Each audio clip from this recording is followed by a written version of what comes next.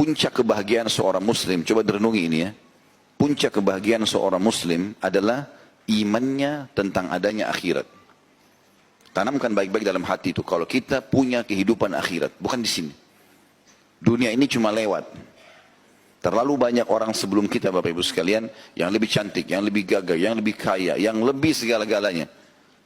Tapi kalau kita lewat di kuburan yang merupakan batu nisan dan tanah yang kalau kita lihat yang masih hidup ini, di dalamnya ada orang-orang itu. Mereka banyak sekali yang lebih dari kita, tapi mereka juga sudah meninggal dunia. Dunia ini sehebat apapun kita mengejar prestasinya akan kita tinggalkan. Nanti kalau kita meninggal, semua cuma jadi kenangan. Dan itu di hari-hari pertama saja. Oh ini bajunya dia, oh ini sepatu dia, oh ini rumah dia, oh ini mobil dia, oh ini perusahaan dia. Sehari, seminggu, sebulan, selesai. Semua akan ditutup. Orang akan lupakan. Dikenang sesekali, setahun sekali. Ya, ada orang subhanallah tidak dikenang lagi oleh kerabatnya. Apalagi kalau orang-orang yang jauh dari agama, mereka sudah tidak mendoakan lagi si mayit. Gitu ya. Sedangkan orang-orang soleh saja kadang-kadang masih lalai mendoakan orang yang sudah meninggal, apalagi orang yang dasarnya jauh dari agama. Maka ini fakta-fakta lapangan yang sudah real, yang sudah bisa kita lihat dan sudah dilalui oleh banyak manusia, miliaran manusia sudah meninggal dunia. Kita pun akan begitu. Dunia ini sebentar, kita akan menuju ke akhirat. Beriman tentang adanya akhirat dan kehidupan abadi di sana, adanya surga dan kita sering membacanya, itu akan mendatangkan kebahagiaan yang luar biasa. Karena cobaan apapun di muka bumi jadi kecil. Lumpuhkah, gangguan orang kah? Kalau kita hubungkan sama akhirat, ya sudahlah, saya nggak bisa ambil hak saya dari dia sekarang, saya ambil di akhirat. Kita tahu ada akhirat. Di sini di dunia miskin, di akhirat tidak ada yang miskin. Bahkan mayoritas penghuni surga itu adalah orang-orang miskin. Karena mereka hisabnya mudah. Makan pas-pasan hari itu. Pakaian yang dipakai cuma itu. Dan akhirnya tidak ada hisab hari kiamat. Orang yang dihisab adalah orang yang kaya, yang banyak macam-macam fasilitasnya. Allah akan tanya, nikmat ini kau pakai untuk apa, dari mana asalnya. Tapi orang yang miskin tidak. Gitu kan? Sampai dalam sebuah hadits Bukhari juga, riwayat Imam Bukhari, bahwasanya surga akan mengeluh, bukan mengeluh, akan berbicara pada hari kiamat. Mengatakan, kenapa tidak ada yang masuk ke dalamku kecuali orang-orang miskin. Mayoritasnya orang susah semua. Jadi kalau kita lihat orang-orang susah itu, yang penting dia orang beriman, ahli surga semua. Lalu kemudian, neraka mengatakan, kenapa tidak masuk ke dalamku kecuali orang-orang yang sombong? Kenapa hanya orang-orang yang banyak membangkang begini? Mana orang-orang yang miskin juga ini? Kenapa nggak ada yang masuk ke sini? Maka Allah SWT berfirman kepada keduanya, kepada surga dikatakan, engkau adalah rahmatku, yang aku balas orang-orang yang patuh kepada aku denganmu. Dan Allah SWT berfirman atau berkata kepada neraka, engkau adalah siksaku, yang aku siksa orang-orang yang membangkang dan durhaka. Kehidupan akhirat ini kehidupan yang luar biasa, teman-teman sekalian. Abadi, tidak lagi penyakit, nggak ada gangguan orang, tidak ada kesusahan apapun. Tidak ada kesusahan. Yang paling ditakuti oleh orang adalah misal contoh sakit. Kalau ditanya orang, mau sakit nggak? Orang jawab tidak mau.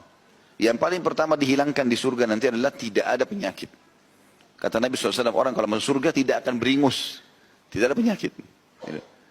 Kemudian yang paling dikhawatirkan orang setelah itu adalah masa tua.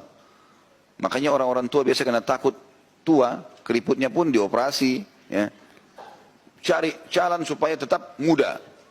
Mau bungkuk ditegakkan, cari jalan supaya tidak kelihatan tua. Rambut sudah putih disemir semuanya. Ya. Orang takut menghadapi masa tua. Di surga tidak ada masa tua. Kata Nabi SAW, orang yang masuk surga tidak akan habis masa mudanya. Yang dikhawatirkan orang kalau pakai baju baru, rusak bajunya. Berubah warnanya. Kata Nabi SAW, orang ahli surga tidak akan berubah warna bajunya.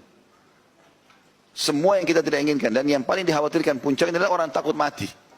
Kata Nabi SAW, mereka tidak akan pernah mati lagi selamanya. Hidup selamanya. Dan ini teman-teman hanya sekedar selama di dunia menikmati apa yang Allah perintahkan. Syariat. Saya sudah sering bilang ini. Menjadi orang beriman, nyaman. Karena kita makan, kita minum, kita juga biologis, tapi itu semuanya dengan halal. Kita pakai baju, kita kumpulin harta, kita pakai mobil, apa saja silahkan. Bergerak. Allah mengatakan, wa qul i'malu fa sayarallahu amalakum wa rasuluh. Beramallah kalian, Allah akan nilai dan rasulnya itu. Gitu kan? Bebas kita, yang penting konsepnya 5 huruf halal, nikmati. Sebagaimana orang kafir menikmati, tapi mereka tidak kenal namanya konsep halal. Tidak terkontrol gitu.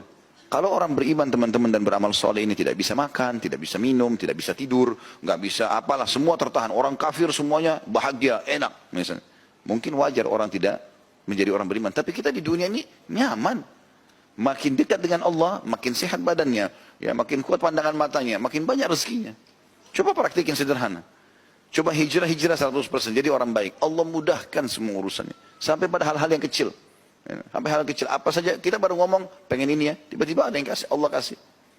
Seringkali begitu kita lalui kan, kadang-kadang pengen makan ini ya, tiba-tiba ada makanan tersebut. Tuh, subhanallah, baru bicara sudah dikasih sama Allah. Makin dekat dengan Allah makin dimudahkan. Di dunia kita bahagia, di akhirat kita lebih bahagia lagi. Maka beriman tentang adanya akhirat ini membuat seseorang mukmin tenang.